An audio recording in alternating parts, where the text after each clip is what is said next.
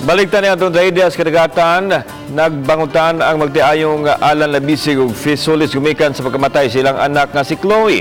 Apil sila sa mga nakasakay sa nasunog nga Light Ferry 16 kaganinang kadlawon. Pipila na lang ka nautical miles unta gikan sa Pantalan sa Dapitan City. Saysay sa pagtiayon nga human sila mag-ambak gikan sa nagdilaab nga barko, ilang nabuhian si Chloe. Usa ka tuig ug 7 ka buwan ang pangidaron, samtang naluwas ang lain nilang anak nga nagpangidaron og kapin sa 2 ka tuig. Sumapa gikan ang pamilya sa Aluginsan, Cebu kay mitambong sa birthday celebration sa Inhanife. Igo na lang sa paghandom ang magtiayon sa ilang anak.